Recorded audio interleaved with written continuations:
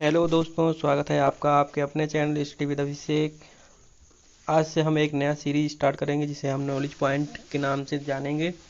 इसमें आपको प्रतिदिन एक नई जानकारी आपको दी जाएगी और जो टॉपिक्स नॉलेज पॉइंट में आएंगे उससे रिलेटेड सभी एग्जाम में से जो कॉम्पिटिटिव एग्जाम होते हैं उसमें सभी में एक ना एक क्वेश्चंस पूछे जाते हैं।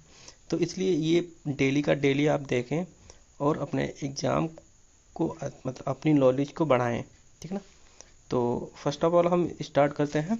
हमारा आज का टॉपिक रहेगा ग्लोबल वार्मिंग, जो कि मोस्ट इम्पोर्टेंट टॉपिक रहता है हर एग्जाम का। तो स्टार्ट करते हैं। ठीक है। तो सबसे पहले था ग्लोबल वार्मिंग। ठीक है ना।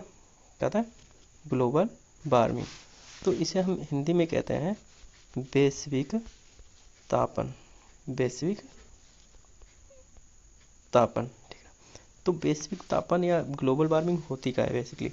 इसमें क्या होता है कि हमारे साइंटिस्ट कहते हैं कि ग्लोबल वार्मिंग जब होती है मतलब जब टेम्परेचर अर्थ का बढ़ेगा, इंक्रीज टेम्परेचर ऑफ अर्थ मतलब पृथ्वी का टेम्परेचर जब बढ़ेगा तो वो कहलाता है ग्लोबल वार्मिंग। ऐसा होता क्यों है? ऐसा इसलिए होता है क्योंकि गैस का हमारा क्या है पृथ्वी में, जैसे दिन में क्या हुआ, दिन में गर्मी रहती है, रात में उतना ही टेम्परेचर रिलीज करती है पृथ्वी इन्वायरमेंट में। बट जब ये ग्लोबल वार्मिंग का सिस्टम आ जाता है, ग्लोबल वार्मिंग हो जाती है, तो जितनी हमें हीट प्रतिदिन दिन में होती है वो प्रतिदिन हीट जो नाइट होती है तो उसमें रिलीज नहीं हो पाती। तो उससे क्या होता है कि हमारे पृथ्वी का टेम्परेचर बढ़ता रहता है। ठीक है। तो अब बात आती है ऐसा होता क्यों है कि पूरा का पूरा रिलीज नहीं हो पाती, क्यों नहीं हो पाती? तो इसमें सबसे बड़े रिस्पॉन्सिबल हैं हमारे जो इंडस्ट्रियल हैं या हमारे कारें हैं, मतलब परिवहन है या जो भी कैरियर हैं, वो सब इसके लिए रिस्पॉन्सिबल है। तो यहाँ पर सबसे पहले बात आती है रिस्पॉन्सिबल गैसें। तो इसमें कुछ गैसेस होती हैं जो रिस्पॉन्सिबल रहती हैं, जो वातावरण में हमारे पाई जाती हैं। ठीक है ना। तो सबसे पहले हमारा आता है कार्बन डाइऑक्साइड। तो ये तो सभी जानते हैं, कार्बन डाइऑक्साइड एक प्रदूषक का कार्य करती है। ये 62% कंट्रीब्यूट करती है, रिस्पॉन्सिबल है ग्लोबल वार्मिंग के लिए। ठीक है ना। तो ये सबसे ज़्यादा, और ये सबसे पहले क्या हुआ, जैसे कि अब जितने भी इंडस्ट्रीज थे तो वो सब कोयला, पेट्रोल पेट्रोल आदि से, मतलब जिससे इन लोगों इनसे चलते थे, जो भी इंडस्ट्रियल थे वो तभी से चलते थे।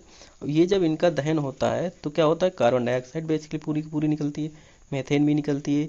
तो ये सब क्या है कि कंट्रीब्यूशन करते थे 62% ग्लोबल वार्मिंग के लिए। ठीक है ना।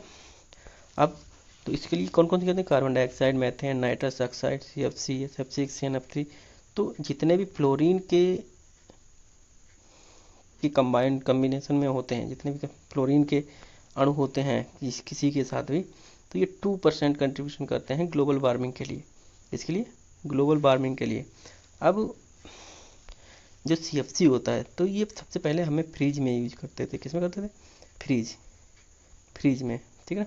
तो फ्रिज में जब यूज करते हैं इसको, तो ये प्रशीतक का काम करता है। किसका करता है? ठंडा करने के लिए। किसका? रेफ्रिजरेटर जिसे कहते हैं, प्रशीतक का कार्य करता था। ठीक। तो इसमें जो जो गैस यूज होती थी इसमें फ्रिज में, तो फ्रिज में जो गैस यूज होती है वो CFC, वो ग्लोबल वार्मिंग के लिए रिस्पॉन्सिबल होती है। इसी प्रकार AC के लिए जो गैस यूज करते हैं वो भी रिस्पॉन्सिबल होती है। किसके लिए? ग्लोबल वार्मिंग के लिए, ग्लोबल वार्मिंग के लिए। ठीक है ना। तो इस प्रकार ये गैसें सारी की सारी सभी गैसें क्या करती हैं? ग्लोबल वार्मिंग करती हैं। ठीक है। अब बात आती है कि ये जो ग्लोबल वार्मिंग होता है तो इससे हमारे वातावरण पे क्या इफेक्ट पड़ता है या हमारे इन्वायरमेंटल पे क्या इफेक्ट पड़ता है। तो इसमें क्या होता है, इफेक्ट ऑफ ग्लोबल वार्मिंग। तो इसमें सबसे पहले आता है मेल्टिंग ऑफ ग्लेशियर्स। अब बात समझ में आती है कि अगर हमारे जो ग्लेशियर्स हैं वो बहुत ही पृथ्वी को मतलब बैलेंस किए हुए हैं। अगर हम इन ग्लेशियर को अगर पिघल गए तो हमारी पृथ्वी क्या होगी? डिसबैलेंस होगी, जिससे भूकंप और ये बहुत सारी चीज़ें, अनवांटेड चीज़ें यहाँ पर होने लगेंगी। ठीक है ना।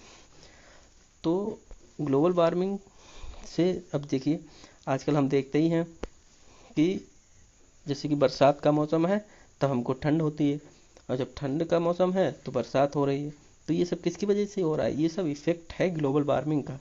ना कि कोई इफेक्ट नो अदर से कहीं से इफेक्ट नहीं आ रहा। बस ये ग्लोबल वार्मिंग रिस्पॉन्सिबल है हमारे इन्वायरमेंटल के लिए, हमारे एटमॉस्फेयर के लिए, हमारे पृथ्वी का डिसबैलेंस करने के लिए, और इसके अदर कोई इसका इफेक्ट।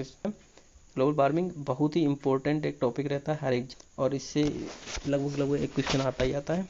तो सब लोग इसको अच्छे से करें, और ठीक है, वीडियो को देखें, लाइक और शेयर करें। Thank you.